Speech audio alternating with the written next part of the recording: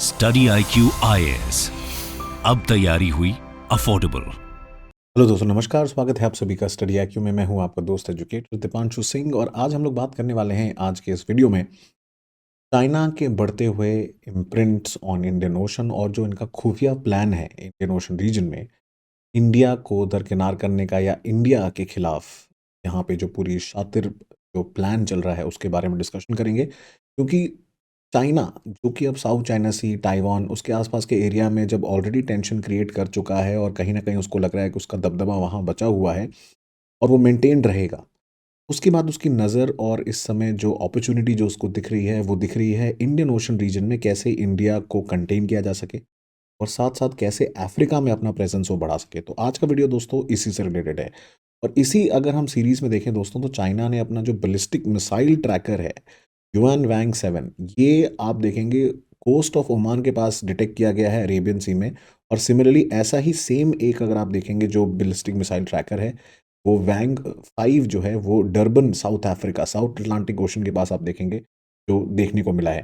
तो इससे हम सफिशिएंटली ये कह सकते हैं दोस्तों कि जो चाइना है वो अल्टीमेटली चाह रहा है कि इंडियन ओशन रीजन में काफ़ी समय से कोशिश कर रहा है दोस्तों चाइना कि वो अपना प्रेजेंस और बढ़ाए। बट क्योंकि इंडिया की स्ट्रैटेजी बड़ी सही रही है इस वजह से चाइना अपना प्रेजेंस इंक्रीज नहीं कर पा रहा है। लेकिन अब वो दूसरे रास्ते से घुसने की कोशिश कर रहा है यहाँ पे जो कि है अफ्रीका के रूट से। तो अब यहाँ पे अटेंशन चाइना का शिफ्ट क्यों हो रहा है उसका एक बहुत बड़ा कारण है कि इंडिया के बढ़ते हुए इन्फ्लुएंस की वजह से ऑब्वियसली वो थ्रेटन फील कर रहा है और वो कहीं ना कहीं चाहता है कि इंडिया को कैसे इंडियन ओशन रीजन से डिस्प्लेस किया जा सके। दूसरा उसका अटेंशन जो साउथ चाइना सी पे था अभी तक अब वो कहीं न कहीं सेटल होता हुआ दिख रहा है क्योंकि उन्होंने वहाँ पे बाकी सारी कंट्रीज़ को तो दबा ही दिया है और साथ-साथ इंडो पैसिफिक में अगर हम देखें तो यूएस के इन्फ्लुएंस को भी कंटेन करने की काफ़ी ज़्यादा कोशिश करी है। तो उसको जो करना है वो साउथ चाइना सी में कर ही रहा है। लेकिन साथ-साथ दोस्तों उसको ये भी लग रहा है कि जो वो साउथ चाइना सी में कर पा रहा है, वो इंडियन ओशन में भी कर पाएगा। ये उसकी जो है एक शातिर जो प्लानिंग है वो अभी रिसेंटली रिवील हुई है। और इसी सीरीज़ में अगर आप देखेंगे दोस्तों उन्होंने चाइना ने क्या किया है उसने जो इंडियन ओशन रीजन के बहुत सारे एरियाज़ हैं, कुछ-कुछ जो सी बेड्स एरियाज़ हैं, उन्होंने उसको मैंडरिन में नाम दिया है। 19 लोकेशंस का नाम उन्होंने चेंज कर दिया है और अपनी लोकल मैंडरिन लैंग्वेज में उन्होंने चेंज करके उसका नाम जो है और उसकी लोकेशन जो है उन्होंने बताया कि ये उसका पार्ट है। और सर्विलेंस एक्टिविटीज़ भी काफ़ी ज़्यादा इंक्रीज़ हो गई हैं। अगर आप देखें इंडियन ओशन रीजन में विद ऑलमोस्ट 73 से ज़्यादा research, surveillance and strategic missile tracking ship जो है वो स्पॉट किए गए हैं 2018 से लेके मई 2023 के बीच में। दोस्तों इसके बारे में और डिटेल में बात करेंगे बट उसके पहले आप मेरे साथ जुड़ सकते हैं मेरे टेलीग्राम चैनल पे। इस क्यूआर कोड को स्कैन करेंगे और दीपांशु सिंह यूपीएससी अगर आप सर्च करेंगे आपको मेरा चैनल का लिंक मिल जाएगा। उसके साथ साथ आप मेरे साथ जुड़ सकते हैं मेरे ट्विटर, इंस्टाग्राम और टेलीग्राम पे। एंड दोस्तों मैं आपको बताना चाहता हूँ कि स्टडी IQ ने जो अपना प्रीलिम्स टू इंटरव्यू में मेंस रेजिडेंशियल प्रोग्राम लॉन्च किया है उसमें बिकॉज काफ़ी ज़्यादा डिमांड आ रही थी तो हमने उसके लिए और भी बैचेस लॉन्च करे हैं। वो मॉर्निंग में और इवनिंग में बैच 6 और बैच 7 लॉन्च हुआ है। इसको भी आप दोस्तों ज्वाइन कर सकते हैं। 20 मई से चालू हो रहा है मॉर्निंग बैच और इवनिंग बैच जो है वो शाम को 6 बजे से चालू हो रहा है 25 मई से। तो इसमें अगर आप देखेंगे जैसे ही कोड डीप लाइव लगाएंगे दोस्तों आपको ये कोर्स 70,000 रुपये से मात्र 29,999 रुपये मिल जाएगा। साथ साथ इसके आप कोई भी ऑप्शनल का भी कॉम्बो ले सकते हैं। तो दोस्तों बात करते हैं चाइना ऐसा क्यों कर रहा है। वेल अगर आप ये मैप देखेंगे दोस्तों तो चाइना अपने नेवल बेसिस जो है वो अफ्रीका में पुश कर रहा है। जिबूती में ऑलरेडी 2017 में इनकी बेस थे। इनफैक्ट जिबूती एक ऐसा छोटी सी कंट्री है अफ्रीका के बहुत ही स्ट्रेटेजिक पॉइंट पे जहाँ पे बहुत सारे कंट्रीज़ के नेवल बेसेस हैं स्ट्रेटेजिक इंपॉर्टेंस की वजह से क्योंकि मोस्टली जो मैरीटाइम शिपिंग रूट है वो यहाँ से जाता है स्ट्रेट ऑफ बबल मंदेब से। बट उसके अलावा अगर आप देखेंगे मैक्सिमम बेसेस जो है चाइना बिल्ड कर रहा है अगल बगल पूरे अटलांटिक ओशन पे दबदबा बनाने के लिए और साथ साथ इंडियन ओशन में भी उसकी आउटरीच बढ़ती रहे इस वजह से। और इसका करने का सबसे सही तरीका है कि उसने अफ्रीका की सारी कंट्रीज़ में जो जहाँ जहाँ उसका इन्फ्लुएंस है उनको पैसा दे रखा है। बेल्ट एंड रोड इनिशिएटिव के नाम पे झांसा दे रखा है कि कैसे उनको अट्रैक्ट कर सकता है। और जो डेट ट्रैप पॉलिसी है कि उनसे उनको लोन दे दो और उसके बाद में पूरे देश पे कब्जा कर लो, नियो कॉलोनियलिज्म जो है वही फिलॉसफी में बिलीव कर रहा है।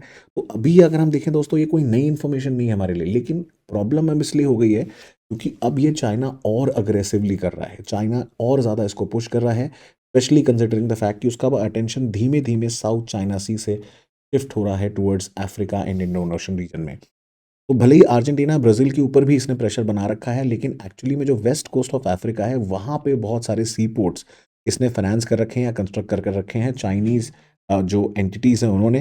जैसे लेकी डीप सी पोर्ट है नाइजीरिया में, सिएरा लियोन में, किर्बी है जो कैमरून में, अबिदजान में जो कोट दीवार आइवरी कोस्ट कंट्री है वहाँ पे है। नाइजीरिया में similarly tin can island port container है जो चाइना बना रहा है। टोगो में अगर आप देखें लोमे कंटेनर पोर्ट है, गिनी में कोनाक्री कंटेनर पोर्ट है। सिमिलरली ऐसे और भी मल्टीपल पोर्ट्स हैं दोस्तों, मतलब इक्वेटोरियल गिनी में आप देखें प्रपोज बेस है, जिबूती में ऑलरेडी एग्जिस्टिंग बेस है।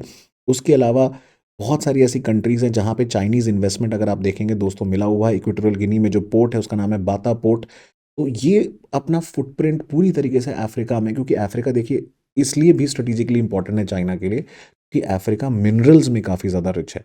तो उसके लिए ऑब्वियसली ये अगला अगर आप देखेंगे जो जो क्योंकि अपने खुद के रिसोर्सेज एग्जॉस्ट हो रहे हैं, China manufacturing super house power house माना जाता है, तो उसको पोटेंशियल दिख रहा है अफ्रीका में। स्लीपिंग जायंट बोला जाता है अफ्रीका को इसी वजह से। तो वो अफ्रीका के रिसोर्सेज को तो यूज़ कर ही रहा है, बट साथ साथ अफ्रीका के रिसोर्सेज के साथ वो चाह रहा है कि कैसे इंडियन ओशन रीजन में अपना दबदबा इन्फ्लुएंस को बढ़ा सके। इसीलिए आप देखेंगे चाहे वो घाना हो, चाहे वो नाइजीरिया हो, अदापा पोर्ट इन नाइजीरिया हो, दोस्तों ये नाम बड़े इंपॉर्टेंट हैं। मैपिंग में प्रीलिम्स में सवाल में ज़रूर आ सकता है कौन कौन से पोर्ट जो है वो न्यूज़ में रहते हैं। केबो वर्दो में आप देखेंगे मिंदलो डीप वाटर पोर्ट है, देन अगेन गिनी में कामसार है, मॉरिटानिया में मिनरल पोर्ट है, अतुकाबो है घाना में, then James town in Ghana and then सिमादनो इन गिनी। ये सारे पोर्ट्स जो है चाइना के इन्वेस्टमेंट से या फिर चाइना के अगर आप देखेंगे टेक्निकल एस्पेक्ट से, वो टेक्निकल जो सपोर्ट है उससे बनाए जा रहे हैं।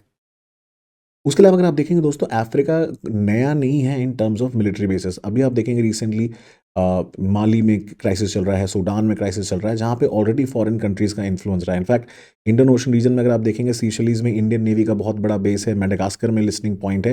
बट उसके अलावा मेन लैंड अफ्रीका की दोस्तों अगर हम बात करें तो इंडिया का इतना ज़्यादा कोई ज़्यादा मिलिट्री प्रेजेंस नहीं है और ज़रूरत भी नहीं लगी हमारी, क्योंकि हमेशा से हमारे अच्छे रिलेशन रहे हैं, हिस्टोरिकल रिलेशन रहे हैं।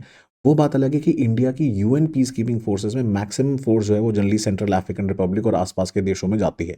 और उसके अलावा दोस्तों आप देखेंगे इतने सारे देशों के इतने सारे military bases majorly Europe, France में अगर आप देखेंगे यूरोपियन कंट्रीज़ में यूके एंड यूएस के बेसेस आपको वेस्टर्न साइड में मिलेंगे।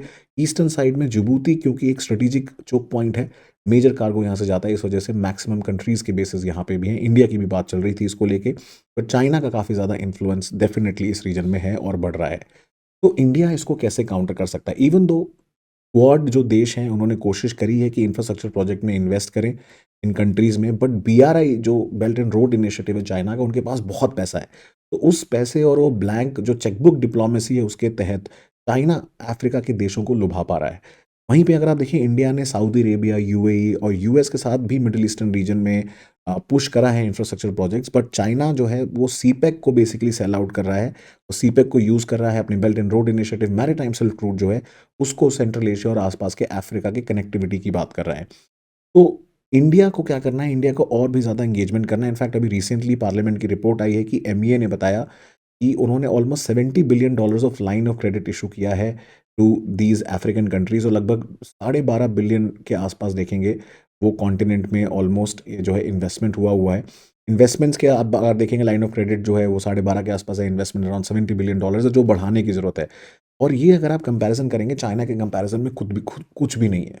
तो चाइना से आप पैसों के मामले में टक्कर शायद ना ले पाएँ, लेकिन जो सबसे इम्पोर्टेंट चीज़ है वो इंडिया की, वो है गुडविल, डिफेंस कैपेबिलिटी। अभी मोज़ाम्बिक में हमने डिफेंस इक्विपमेंट दिए हैं, तो बहुत सारे ऐसे देश हैं जो इंडिया के साथ काम करना चाहते हैं और वो जानते हैं चाइना की रियलिटी क्या है। बट फिर भी एक चीज़ जो इंडिया को करनी है कि वो प्रोजेक्ट्स को जल्दी एग्जीक्यूट करे और डिले ना करे। ब्यूरोक्रेटिक हैसल्स में कई बार चीज़ें फंस जाती हैं। इंडिया को थोड़ा प्रोएक्टिव स्टेप्स लेने पड़ेंगे अफ्रीका में, और अफ्रीका से हमेशा से हमारा अगर आप देखेंगे रिलेशन रहा है। और इसी कारण से आप देखेंगे दोस्तों कि यूपीएससी मेंस में सवाल आया है कि लास्ट फ्यू डेकेड्स अगर एशिया की ग्रोथ स्टोरी रहे हैं तो अगले जो हैं वो अफ्रीका के होने वाले हैं। इसको लेके मेंस में सवाल आया है, तो आप भी ज़रूर इसको प्रैक्टिस करिए। उसके पॉइंट्स शॉर्ट में आप मुझे नीचे कमेंट सेक्शन में बता सकते हैं, और इस बारे में आप क्या सोचते हैं ज़रूर मुझे नीचे कमेंट सेक्शन में बताएं। तो दोस्तों ये था आज का वीडियो। इसके अलावा जैसा मैंने बताया मेरे साथ जुड़ सकते हैं स्टडी आईक्यू के सारे बैचेस में, जहाँ पे best of the best faculties आपको पढ़ाएंगे, best guidance, mains, residential programme, खाना पीना रहना सब स्टडी आईक्यू के साथ होगा आपका। डेली हम लोग मिला करेंगे आपके ऑफलाइन गाइडेंस प्रोग्राम में मात्र 29,999 में। उसके अलावा आप मेरे साथ जुड़ सकते हैं मेरे सोशल मीडिया हैंडल पे। नेक्स्ट टाइम दोस्तों, thank you so much and जय हिंद। स्टडी IQ IAS अब तैयारी हुई अफोर्डेबल।